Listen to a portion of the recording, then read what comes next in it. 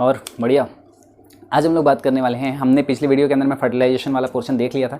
आज हम उसी के आगे का पोर्शन डिस्कस करने वाले हैं। फर्टिलाइजेशन, डबल फर्टिलाइजेशन वाली वीडियो के अंदर में हमने ये देखा था कि किस तरीके से दो मेल गैमेट जो है वो एम्ब्रियो साइक के अंदर में एंटर करते थे और फिर वहाँ से एक जो मेल गैमेट था वो फ्यूज़ हो जाता था सेकेंडरी न्यूक्लियस के साथ और बनाता था ट्रिपल फ्यूज़न करके एंडोस्पर्म, और साथ ही जो एक मेल गैमेट था वो एग सेल के साथ फर्टिलाइज होकर फॉर्मेशन करता था जाइगोट का। ठीक है, अब यहाँ पर हम जाइगोट की बात वहाँ पर आगे करेंगे कि जाइगोट किस तरीके से डेवलप होकर एम्ब्रियो में कन्वर्ट होता है, लेकिन उसके पहले एक जो ट्रिपल फ्यूज़न से जो चीज़ बनती थी उसे हम कहते हैं एंडोस्पर्म, और एंडोस्पर्म के बारे में एक ये छोटी सी वीडियो है। अब यहाँ पर अगर हम लोग बात करें कि एंडोस्पर्म जो होता है उसका जो फॉर्मेशन होता है ना, अभी जैसे हमने बात करी थी कि दो इवेंट होते हैं, एक तो होता है सिंगेमी, ठीक है, जिसको हम लोग फर्टिलाइजेशन भी कहते थे, और इससे बनता था जाइगोट। ठीक है, दो इवेंट होते थे यहाँ पर, ये जाइगोट, और दूसरा होता था ट्रिपल फ्यूज़न। ट्रिपल फ्यूज़न जो होता था उससे यहाँ पर बनता था प्राइमरी एंडोस्पर्म न्यूक्लियस। अब इन्हीं दोनों को इवेंट को कलेक्टिवली हम लोग बोलते थे डबल फर्टिलाइजेशन। बहुत ही सिंपल सी बात है, ठीक है ना। तो डबल फर्टिलाइजेशन इन दोनों को इवेंट को मिलाकर बोलते थे। तो यहाँ पर दो चीज़ों का फॉर्मेशन हो रहा है, एंडोस्पर्म का और एम्ब्रियो का। जाइगोट एम्ब्रियो में कन्वर्ट होगा, प्राइमरी एंडोस्पर्म न्यूक्लियस जो है वो प्राइमरी एंडोस्पर्म सेल में और फिर एंडोस्पर्म में कन्वर्ट हो जाएगा। लेकिन यहाँ पर सबसे इम्पॉर्टेंट दो क्वेश्चन आता है। अगर हम बोर्ड के हिसाब से देखें तो एक क्वेश्चन जो बहुत ही इंपॉर्टेंट है, जो हम आज यहाँ पर डिस्कस करने वाले हैं, और एक क्वेश्चन जो कि बोर्ड एग्जाम में नहीं पूछा जाता है कभी भी, लेकिन नीट के पेपर में भी शायद एक बार आया हुआ है। बहुत बढ़िया क्वेश्चन है, ध्यान से देखिएगा ये पूरा वीडियो। क्या कुछ चीज़ें हैं यहाँ पर। पहला यहाँ पर क्वेश्चन ये आता है कि जो बोर्ड के पर्पज़ से यहाँ पर एक क्वेश्चन इंपॉर्टेंट जो पूछा जाता है कि जाइगोट का डेवलपमेंट जो है या एम्ब्रियो का जो डेवलपमेंट है वो कुछ समय तक डॉर्मेंट स्टेज में चला जाता है। ऐसा क्यों होता है? मतलब ज्यों ही यहाँ पर डबल फर्टिलाइजेशन होगा, दो मेल गैमेट अंदर में एम्ब्रियो साइक के अंदर में गया, एक जो है वो फर्टिलाइजेशन करेगा, फीमेल गैमेट के साथ फ्यूज़ हुआ, जाइगोट बन गया। एट द सेम टाइम एक मेल गैमेट जो था वो सेकेंडरी न्यूक्लियस के साथ फ्यूज़ हुआ, ट्रिपल फ्यूज़न बोला जाएगा, और तुरंत ही प्राइमरी एंडोस्पर्म न्यूक्लियस का फॉर्मेशन हो गया। अब यहाँ पर दो अलग अलग सेल हैं, दो अलग अलग आइडेंटिटी है। एक है जाइगोट यूनिसेलुलर, एक है प्राइमरी एंडोस्पर्म न्यूक्लियस। न्यूक्लियस ही कहेंगे अभी हम, क्योंकि ये सेंट्रल सेल के अंदर में ही प्रेजेंट है। यहाँ पर अभी साइटोकिनेसिस नहीं हुआ है, एक न्यूक्लियस बना हुआ है, दूसरा भी जाइगोट बना हुआ है। लेकिन यहाँ पर होता क्या है कि जाइगोट से एम्ब्रियो का जो डेवलपमेंट होता है ना, यहाँ पर जाइगोट से जो एम्ब्रियो बनना है, ये प्रोसेस जो है वो कुछ समय तक के लिए रुक जाता है, थोड़ा धीरे हो जाता है। जबकि प्राइमरी एंडोस्पर्म न्यूक्लियस एक न्यूक्लियस होगा, इसके अंदर में जो प्राइमरी एंडोस्पर्म न्यूक्लियस होगा, हम यहाँ पर बात कर रहे हैं इस तरीके से कि ये है एक प्राइमरी एंडोस्पर्म न्यूक्लियस। साइटोकिनेसिस अभी हम नहीं दिखाते, तो ये है प्राइमरी एंडोस्पर्म न्यूक्लियस, हमने लिख रखा था पिछली वीडियो के अंदर में। बाद में इसमें सबसे पहले क्या होता है, free nuclear division. Free nuclear division. अब फ्री न्यूक्लियर डिवीज़न कहने का मतलब कि न्यूक्लियस धड़ाधड़ डिवाइड होता जा रहा है, 1 2 3 4 5 6 7 8, इस तरीके से 9 10 11 12 13 16, ठीक है। तो इस तरीके से बहुत सारे न्यूक्लियस बन रहे हैं। अभी फ्री न्यूक्लियर डिवीज़न हो रहा है। एक न्यूक्लियस था जो कि न्यूक्लियस डिवाइड होता जा रहा है, होता जा रहा है, होता जा रहा है। किस टाइप का डिवीज़न होगा ये? माइटोसिस। प्राइमरी एंडोस्पर्म न्यूक्लियस कैसा है, हैप्लॉइड है या डिप्लॉइड है? प्राइमरी एंडोस्पर्म न्यूक्लियस हैप्लॉइड होगा कि डिप्लॉइड होगा? ट्रिप्लॉइड होगा। बात आ गई समझ में? ट्रिप्लॉइड होता है क्योंकि ट्रिपल फ्यूजन से बनता था। अब यहाँ पर सिर्फ माइटोसिस हो सकता है, मियोसिस नहीं हो सकता, ठीक है। तो फ्री न्यूक्लियर डिवीजन करेगा, बहुत सारे न्यूक्लियस बन जाएंगे। ये स्ट्रिक्टली फ्री न्यूक्लियर होता है, यहाँ पर साइटोकाइनेसिस नहीं होता है। अभी पहले सारा का सारा न्यूक्लियस जितना बनना होता है बन जाता है, इसके बाद इसमें होता है साइटोकाइनेसिस। साइटोकाइनेसिस होगा इसमें। साइटोकाइनेसिस मतलब सेल का डिवीज़न होना। और अब क्या होगा कि इसके चारों तरफ जो साइटोप्लाज्म थे ना, वो अब इनको चारों तरफ से घेरना शुरू कर देंगे, ठीक है। इस वाले डायग्राम में नहीं बनाते अपन, है ना, ये न्यूक्लियस हैं सारे के सारे, ठीक है। तो यहाँ पर इस तरीके से छोटे छोटे बहुत सारे सेल्स का फॉर्मेशन होना शुरू हो जाएगा। आई होप बात आ रही होगी समझ में आपको, ठीक है। तो इस तरीके से यहाँ पर बहुत सारे सेल्स का फॉर्मेशन हो जाता है। तो इनिशियली क्या हुआ कि पहले प्राइमरी एंडोस्पर्म न्यूक्लियस था जिसमें फ्री न्यूक्लियर डिवीज़न हुआ, ठीक है, ये बना। फिर साइटोकाइनेसिस हुआ, और जब साइटोकाइनेसिस होगा तो अब इनको हम कह रहे हैं प्राइमरी एंडोस्पर्म सेल। ये प्राइमरी एंडोस्पर्म सेल हैं और प्राइमरी एंडोस्पर्म सेल जो हैं वो अब डिवाइड होके कन्वर्ट होते हैं एंडोस्पर्म में। एंडोस्पर्म कैसा होगा, हैप्लॉइड या डिप्लॉइड, ट्रिप्लॉइड, ठीक है। और एंडोस्पर्म जो है वो दरअसल इसका काम क्या होता है कि ये वाला पोर्शन आपको पता है, ठीक है। चलिए इसे अभी मिटा देता हूं मैं। डबल फर्टिलाइजेशन हुआ था, डबल फर्टिलाइजेशन से बना था जाइगोट, जाइगोट से बना था एम्ब्रियो,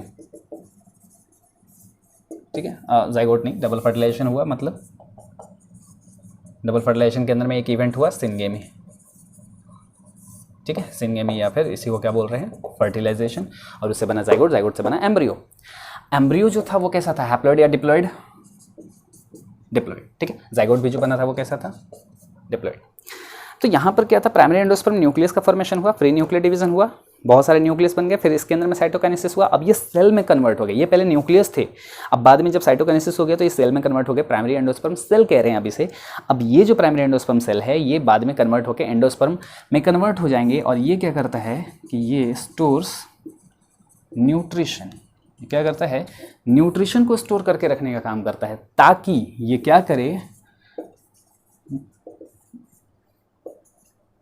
डेवलपिंग एम्ब्रियो को प्रोवाइड करा सके। एंडोस्पर्म जो है वो क्या करता है कि, भूल गया मैं, एंडोस्पर्म जो होगा वो क्या करेगा कि न्यूट्रिशन प्रोवाइड कराने का काम करता है टू द डेवलपिंग एम्ब्रियो। अब बात समझो यहाँ पर ज़रा सा, डबल फर्टिलाइजेशन से सिनगेमी, मतलब डबल फर्टिलाइजेशन, उसके अंदर में एक इवेंट हुआ सिनगेमी, सिनगेमी के अंदर में जब सिनगेमी होता है तो सबसे पहले बनता है जाइगोट, जाइगोट से बनता है एम्ब्रियो। मेन चीज़ इसमें कौन सी है, ये एंडोस्पर्म के एम्ब्रियो अगली जनरेशन बनाने के लिए ज़रूरत किसकी है, एम्ब्रियो की। एम्ब्रियो मेन चीज़ है। अब अगर एम्ब्रियो एक मेन आइडेंटिटी है, इसी को डेवलप होकर आगे चल के नया प्लांट बॉडी का फॉर्मेशन करना है, जो कि हम आगे अगली वीडियो के अंदर में, आगे कुछ वीडियोस के अंदर में देखेंगे। तो फिलहाल अगर हम बात करें कि ये एम्ब्रियो जब डेवलप होकर नए प्लांट बॉडी में कन्वर्ट होगा तो इसको क्या चाहिए होगा, न्यूट्रिशन। वो न्यूट्रिशन प्रोवाइड करने का काम कौन कर रहा है, एंडोस्पर्म। अब बात को ज़रा समझिए, अगर ये न्यूट्रिशन नहीं होता तो क्या एम्ब्रियो डेवलप होकर नए प्लांट बॉडी में कन्वर्ट हो पाता, नहीं। इसका मतलब ये कि ये दोनों चीज़ें साथ साथ हुई। डबल फर्टिलाइजेशन के अंदर में सिनगेमी भी हुआ और साथ में ट्रिपल फ्यूज़न भी हुआ, ट्रिपल फ्यूज़न से ये बना था। तो ट्रिपल फ्यूज़न और सिनगेमी जब साथ में हुआ तो एम्ब्रियो का फॉर्मेशन और एंडोस्पर्म का फॉर्मेशन भी क्या साथ में होगा, नहीं। क्यों, ये इवेंट काफ़ी छोटा होता है। ज्यों ही फर्टिलाइजेशन हुआ ना, ये तुरंत जाइगोट में कन्वर्ट हो गया। अब जाइगोट को जब डिवाइड करना है तो उसको चाहिए न्यूट्रिशन, तभी जाकर वो एम्ब्रियो में कन्वर्ट होगा, या एम्ब्रियो में अगर वो कन्वर्ट हुआ तो अब एम्ब्रियो को चाहिए न्यूट्रिशन ताकि वो कन्वर्ट होकर नया प्लांट बना सके। जबकि यहाँ पर जब एक बार प्राइमरी एंडोस्पर्म न्यूक्लियस बन जाता है तो अब डायरेक्ट इसके अंदर में ऐसा नहीं कि वो एंडोस्पर्म में कन्वर्ट हो जाता है, पहले उसके अंदर फ्री न्यूक्लियर डिवीजन होगा, फ्री न्यूक्लियर डिवीजन के बाद साइटोकाइनेसिस होता है, फिर प्राइमरी एंडोस्पर्म सेल्स बनते हैं, फिर वो डेवलप होकर एंडोस्पर्म में कन्वर्ट होते हैं जिसके अंदर में न्यूट्रिशन होता है। कौन सा स्टेप ज़्यादा लेंदी है, ये वाला या ये वाला? ज़ाहिर सी बात है नीचे वाला स्टेप जो है वो काफ़ी लेंदी है। मतलब एम्ब्रियो के फॉर्मेशन में ज़्यादा टाइम लग रहा है कि एंडोस्पर्म के फॉर्मेशन में ज़्यादा टाइम लग रहा है? एंडोस्पर्म के फॉर्मेशन में ज़्यादा टाइम लग रहा है। मतलब क्या हुआ कि एम्ब्रियो का फॉर्मेशन हो गया है अभी, लेकिन न्यूट्रिशन नहीं बना है। अब एम्ब्रियो तो बन गया लेकिन न्यूट्रिशन अभी बना नहीं है, तो क्या एम्ब्रियो अभी तुरंत डिवाइड कर जाएगा? नहीं। जब तक इसको न्यूट्रिशन नहीं मिलेगा तब तक यहाँ पर एम्ब्रियो डिवाइड नहीं करेगा। यही रीज़न होता है कि पहली बात कि होता यह है कि प्राइमरी एंडोस्पर्म न्यूक्लियस, या हम कहें कि इस पूरे इवेंट को जो फॉर्मेशन हो रहा है एंडोस्पर्म का, तो एंडोस्पर्म का फॉर्मेशन जो है वो थोड़ा पहले स्टार्ट हो जाता है। किसके कंपैरिजन में? जाइगोट के फॉर्मेशन के कंपैरिजन में, या फिर एम्ब्रियो फॉर्मेशन के कंपैरिजन में अगर हम देखें तो इस इवेंट के थोड़ा पहले ही स्टार्ट हो जाता है ये वाला इवेंट, एंडोस्पर्म बनने का प्रोसेस। लेकिन फिर भी एम्ब्रियो जो है एक बार जब बन जाता है तो इसकी डेवलपमेंट नहीं होती है, ये कुछ समय तक के लिए इनएक्टिव हो जाता है, डॉर्मेंट स्टेज में चला जाता है, ताकि एंडोस्पर्म प्रॉपर न्यूट्रिशन बना ले, और एक बार जब प्रॉपर न्यूट्रिशन बन जाता है तब जाकर उसको यह मिलना शुरू हो जाता है और फिर एम्ब्रियो जो है वो आगे आगे डेवलप होना शुरू होता है।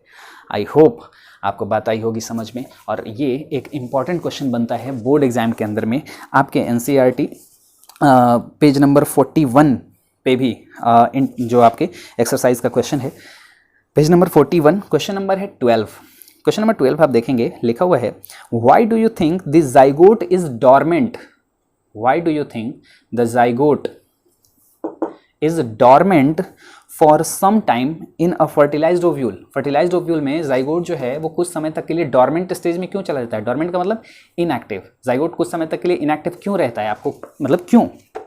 तो इसका रीज़न हो जाएगा कि क्या हो जाएगा कि in a fertilised ovule zygote is dormant for some time because it required nutrition which is to be provided by developing endosperm, which is to be provided by endosperm itself, and that is why क्या हो जाएगा कि यहाँ पर endosperm जो है वो एक बार जब फॉर्मेशन हो जाता है तो उसके बाद वो जाइगोट के डेवलपमेंट के अंदर में हेल्प करता है। ठीक है, तो आप इस तरीके से अपना आंसर जो कुछ भी है आप उसको मोल्ड करके लिख लेना।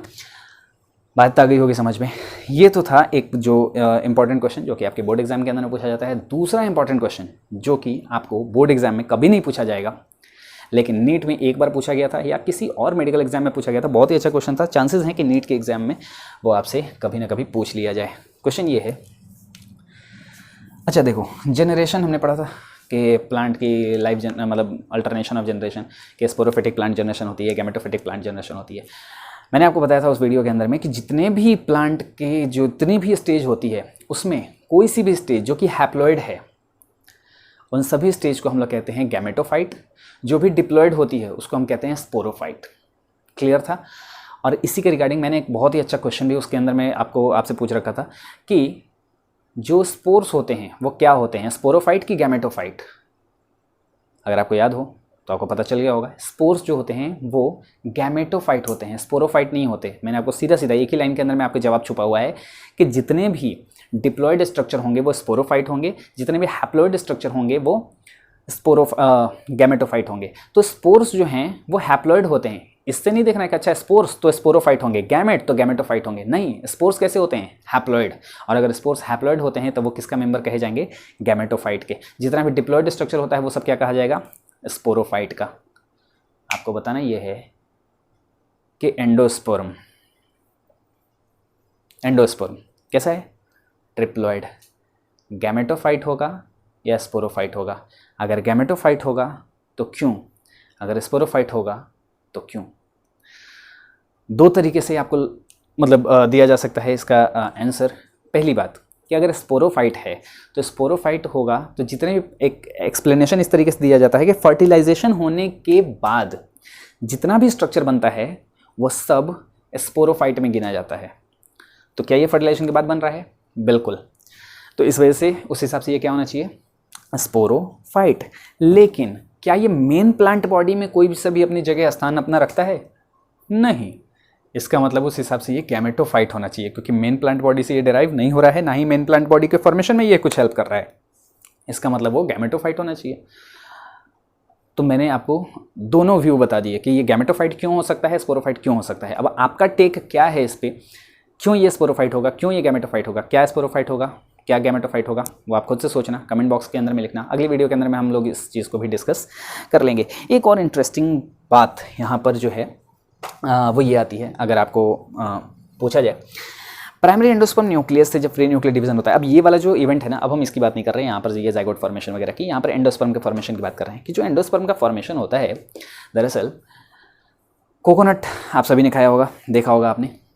कोकोनट के अंदर में जब हम उसका हार्ड शेल हटाते हैं तो दो तरीके का कोकोनट होता है ना। एक होता है अपना पानी वाला, देखा है आपने, है ना, डाव या जो कुछ भी कहते हैं उसको, तो वो पानी वाला जो ड्रिंकिंग पोर्शन मतलब जो पीने वाला होता है, एक कोकोनट वो होता है। और एक जो सूखा हुआ होता है जो अपन घर में जलाते हैं, या फिर नारियल जो होता है वो फोड़ते हैं जिसको, तो वो होता है। अब दोनों को जब हम लोग निकालते हैं तो उसके अंदर में क्या मिलता है अपने को?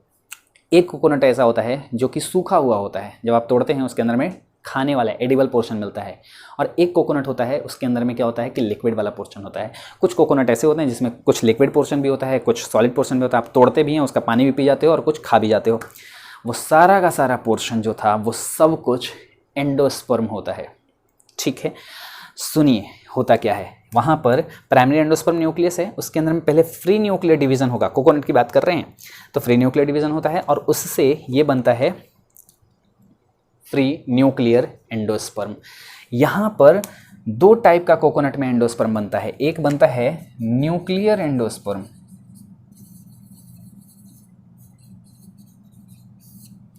और एक बनता है सेल्यूलर एंडोस्पर्म। आपको बात आ रही होगी समझ में कि सेल्यूलर एंडोस्पर्म और न्यूक्लियर एंडोस्पर्म क्यों बोला जा रहा है, क्योंकि ये सिर्फ न्यूक्लियस का बना हुआ है, इसके अंदर में अभी सेल नहीं है, ये फ्री न्यूक्लियर डिवीजन हुआ, बहुत सारे न्यूक्लियस बन गए, तो इसको कह रहे हैं न्यूक्लियर एंडोस्पर्म। और जब साइटोकाइनेसिस हो जाता है, जब वो सेल में कन्वर्ट हो जाते हैं, तो उसको कहते हैं सेल्यूलर एंडोस्पर्म। न्यूक्लियर एंडोस्पर्म जो होता है वो लिक्विड होता है। जब ये न्यूक्लियस होते हैं ना सिर्फ, तो वो अभी लिक्विड होते हैं। जब साइटोकाइनेसिस जैसे जैसे होता चला जाता है, सेल बनते चले जाते हैं, तो वो धीरे धीरे सॉलिड में कन्वर्ट हो जाता है। कुछ क्लियर हो रहा है क्या? इस पोर्शन को हम कहते हैं लिक्विड सिंसाइशियम। सिंसाइशियम, ठीक है। जो भी लिक्विड पोर्शन होता है, जो ड्रिंकिंग पोर्शन होता है कोकोनट का, आप चाहे कि नारियल पानी पी रहे हो, चाहे कि आप नारियल को तोड़ के उसमें से सॉलिड पार्ट अलग कर लो और लिक्विड वाला पोर्शन पी जाओ, वो भी नारियल पानी ही है। वो भी जितना भी लिक्विड वाला पोर्शन है वो सब कुछ क्या है, न्यूक्लियर एंडोस्पर्म। और एक बार जब साइटोकाइनेसिस हो जाता है तो वही न्यूक्लियर एंडोस्पर्म जो है वो कन्वर्ट होते जाता है किसमें, सेल्यूलर एंडोस्पर्म में, जो कि धीरे धीरे सॉलिड हो जाता है। ये कैसा होता है सेल्यूलर एंडोस्पर्म, सॉलिड, और ये कैसा होता है, लिक्विड। ठीक है, तो आपने देखा होगा जैसे कि एक जो होता है वो बिल्कुल बिना मलाई वाला एक पानी होता है, जो आप जब कभी नारियल पानी आप पीने गए होगे, पाइप डाल के ऐसा पीते हैं ना, तो उसके अंदर में एक होता है मलाई वाला, एक बिना मलाई वाला बोलते हैं अपन। तो जो बिना मलाई वाला होता है उसका मतलब क्या कि उसके अंदर में पूरा का पूरा अभी वो बिल्कुल फ्रेश है, उसमें सिर्फ लिक्विड सिंसाइशियम है, वो सिर्फ लिक्विड एंडोस्पर्म है, मतलब उसमें सिर्फ न्यूक्लियर एंडोस्पर्म है, मतलब अभी उसमें साइटोकाइनेसिस होना स्टार्ट नहीं हुआ है। थोड़ा थोड़ा अगर साइटोकाइनेसिस होना शुरू हो जाता है ना, तो वही धीरे धीरे सॉलिड में कन्वर्ट हो जाता है, जो कि धीरे धीरे मलाई का फॉर्मेशन कर देता है। ठीक है, अपन बोलते हैं वो मलाई वाला जो होता है कि पहले आप पी लेते हैं, फिर उसको तोड़ के उसमें से वो सॉलिड पोर्शन हम लोग निकाल के खा भी लेते हैं, तो वो सॉलिड पोर्शन ये वाला होता है। फिर और भी कुछ दिनों तक छोड़ देते हैं, तो उसके अंदर में जो ऊपर वाला पोर्शन होता है वो धीरे धीरे सूखना शुरू हो जाता है, सूखा नारियल के जैसा वो कन्वर्ट होना शुरू हो जाता है। और फिर वो क्या होता है कि अंदर वाला पोर्शन वो धीरे धीरे मोटा होते होते, वो जो आप नारियल जो खाने वाला पोर्शन होता है वो मोटा हो जाता है। आप कुछ दिन और छोड़ देते हो तो वो जो भी लिक्विड होगा अंदर का सब सूख जाता है और बिल्कुल सूखे नारियल में कन्वर्ट हो जाता है, वो ये सॉलिड पोर्शन होता है। बात आ गई होगी समझ में? आप इसे जल्दी से नोट डाउन करेंगे, उसके बाद हम एक क्वेश्चन को डिस्कस करेंगे। अब यहाँ पर बात कर लेते हैं कुछ एक पॉइंट्स की, जो वही पॉइंट्स हैं जो अभी तक हमने पढ़ा है। Endosperm formation starts before the formation of embryo. ये इंपॉर्टेंट पॉइंट है, आपको मैंने बता दिया कि एंडोस्पर्म फॉर्मेशन जो है वो स्टार्ट हो जाता है before the formation of embryo. Embryo का फॉर्मेशन के पहले ही एंडोस्पर्म का फॉर्मेशन होना स्टार्ट हो जाता है। Primary endosperm nucleus undergoes successive free nuclear division. Primary endosperm nucleus जो होगा उसके अंदर में बहुत सारे फ्री न्यूक्लियर डिवीजन होते हैं, to give rise to free nuclei, ताकि वो बहुत सारे फ्री न्यूक्लियस का फॉर्मेशन कर सके। It is called free nuclear endosperm, और इन्हीं को हम लोग फ्री न्यूक्लियर एंडोस्पर्म बोलते हैं। साइटोकाइनेसिस टेक्स प्लेस, उसके बाद क्या होगा, उसके अंदर में साइटोकाइनेसिस होगा and the endosperm becomes cellular, जिसकी वजह से एंडोस्पर्म कैसा हो जाएगा, सेल्यूलर में कन्वर्ट हो जाएगा। It is triploid in nature, ये बात सभी को पता है, मैंने सोचा चलो फिर से बता देते। कैसा होगा ये, ट्रिप्लॉइड नेचर का होगा। It is filled with reserved food material, इसके अंदर में बहुत सारे रिजर्व फूड मटेरियल होते हैं, which provide nutrition to the developing embryo, जो कि क्या करता है कि डेवलपिंग एम्ब्रियो को न्यूट्रिशन प्रोवाइड कराने का काम करता है। और उसके बाद जो अपना आता है कोकोनट वाला पोर्शन, द ड्रिंकिंग पोर्शन, जो ड्रिंकिंग पोर्शन होगा इज न्यूक्लियर एंडोस्पर्म। वो कैसा होता है, न्यूक्लियर एंडोस्पर्म होता है। न्यूक्लियर एंडोस्पर्म को कोकोनट के अंदर में लिक्विड सिंसाइशियम भी बोला जाता है। तो लिक्विड सिंसाइशियम भी वर्ड आपको देखने को मिलेगा, आप कंफ्यूज नहीं होइएगा, उसका मतलब है nuclear endosperm. And edible portion, और जो खाने वाला पोर्शन होता है, इज सेल्यूलर एंडोस्पर्म। वो कैसा होगा, सेल्यूलर एंडोस्पर्म होता है इन कोकोनट। आई होप बात आ गई होगी समझ में। आप इसे जल्दी से इसे भी नोट डाउन करेंगे, और उसके बाद हम आगे एक क्वेश्चन की बात करते हैं। चलिए यहाँ पर अब बात करते हैं एक क्वेश्चन की। क्वेश्चन पूछा जाता है आपसे कोकोनट के ही रिगार्डिंग, कि कोकोनट के अंदर में जो एंडोस्पर्म है वो किस किस टाइप का हो सकता है। ये अगेन नीट के अंदर में इस तरीके से आपको कंफ्यूज किया जाता है। साथ ही मैंने जितने भी नीट वाले क्वेश्चन बता रखे हैं आपको, ये जितने भी सिंपल से क्वेश्चन आ रहे हैं, ये जो भी ऑब्जेक्टिव क्वेश्चन की प्रैक्टिस हो रही है, आप बिल्कुल ध्यान से ये सब देखते रहें। आपके एग्जाम्पल के अंदर में बहुत सारे ऑब्जेक्टिव क्वेश्चन हैं, आप उसकी प्रैक्टिस करें, क्योंकि इस बार से बोर्ड का पैटर्न चेंज होने वाला है। बिहार बोर्ड के अंदर में वैसे भी 35 क्वेश्चन ऑब्जेक्टिव वाले पूछे जाते हैं, और अगर हम बात करें CBSE बोर्ड की, तो इस बार से भी ऑब्जेक्टिव क्वेश्चन यहाँ पर आने वाला है। ऑब्जेक्टिव है उसके अंदर में मतलब मल्टीपल चॉइस वगैरह, और हो सकता है कि मैच द कॉलम वगैरह, इस टाइप के भी क्वेश्चन बहुत सारे आएँ।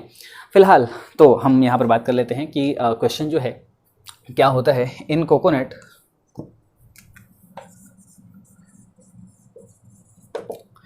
Type of endosperm is, coconut के अंदर में एंडोस्पर्म किस टाइप का आपको देखने को मिलेगा।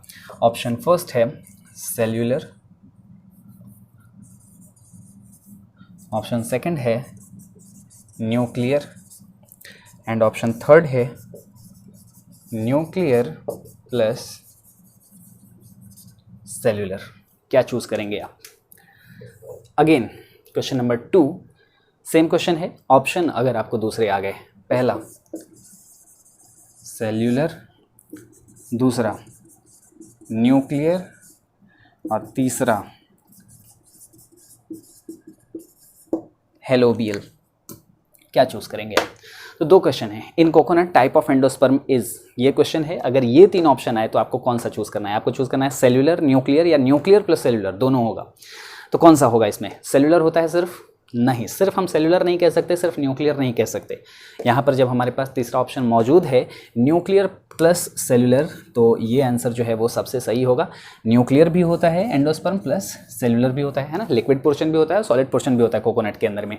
और यहाँ पर अगर हम लोग बात करें, अगर क्वेश्चन में अगर दोनों नहीं दिया हो, या फिर इसकी जगह पे बोथ भी अगर लिखा हो कि सेल्यूलर न्यूक्लियर बोथ, तो आप समझ गए कि दोनों है या बोथ है, तो हम लोग बोथ टिक कर देंगे कि सेल्यूलर प्लस न्यूक्लियर। लेकिन ऐसा हो कि इन दोनों में से किसी आपको एक को ही चूज करना पड़े, मतलब बोथ का ऑप्शन ही नहीं हो। जैसे यहाँ पर अगर ये 3 ऑप्शन हो, सेम क्वेश्चन रहेगा।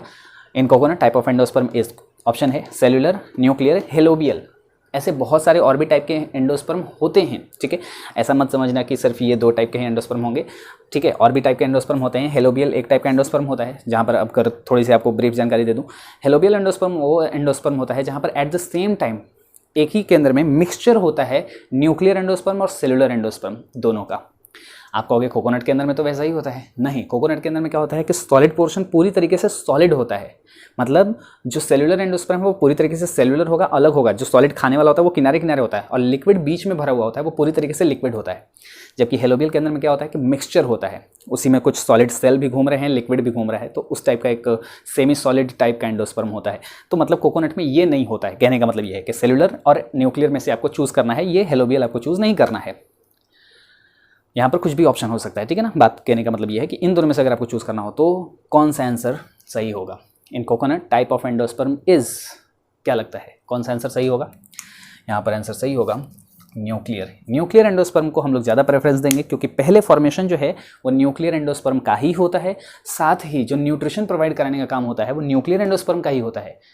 सॉलिड बाद में हो जाता है, हम उसको खा लेते हैं, वो अलग बात है, वो हमारे खाने के लिए है, मतलब हमारे खाने के लिए नहीं है, समझ गए आप।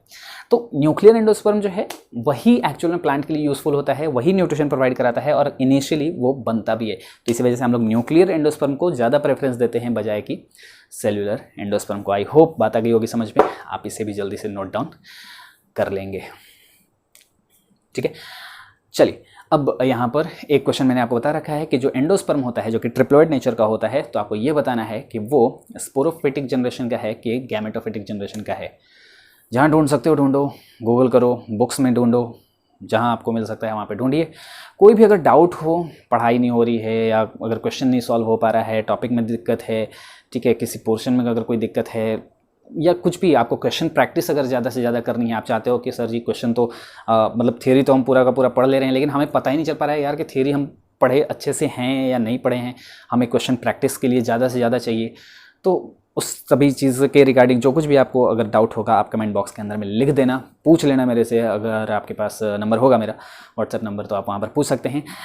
उसके अलावा second chapter just about to end होने वाला है, तो आप इसके भी टेस्ट के लिए तैयार रहिएगा। टेस्ट का अनाउंसमेंट जो है वो इस बार मतलब वीडियो के थ्रू आपको नहीं मिलेगा, तो आप ऐसा वेट मत करना कोई एक पूरी की पूरी प्रॉपर वीडियो बनाऊंगा मैं और टेस्ट की इन्फॉर्मेशन देने के लिए। जब भी होगा आप टेलीग्राम ग्रुप को ज्वाइन कर लें। अब से जो भी टेस्ट के लिए अपडेट होगा वो आपको टेलीग्राम ग्रुप के अंदर में ही दे दिया जाएगा, वीडियो के अंदर में नहीं बताया जाएगा। मैं अगर बता भी दूंगा तो टेस्ट का डिटेल जो है वो डिस्क्रिप्शन बॉक्स आप हमेशा चेक करना ना भूलें। जब भी आप जाते हैं वीडियो को देखते हैं तो डिस्क्रिप्शन बॉक्स जरूर देख लिया करें, वहाँ पर सारे के सारे पिछले 11 चैप्टर फर्स्ट के चैप्टर सेकंड के सारे प्लेलिस्ट वहाँ पर मिल जाएगा। और भी कुछ इंपॉर्टेंट वीडियो का प्लेलिस्ट है, कुछ बहुत सारे सोशल मीडिया हैंडल्स हैं जहाँ पर आप उसको फॉलो कर लें। वहाँ पर भी कुछ बहुत सारे टिप्स और ट्रिक्स आने वाले हैं टेलीग्राम चैनल पर और इंस्टाग्राम पर, तो इंस्टाग्राम का भी पेज जरूर भी आप फॉलो करना ना भूलें।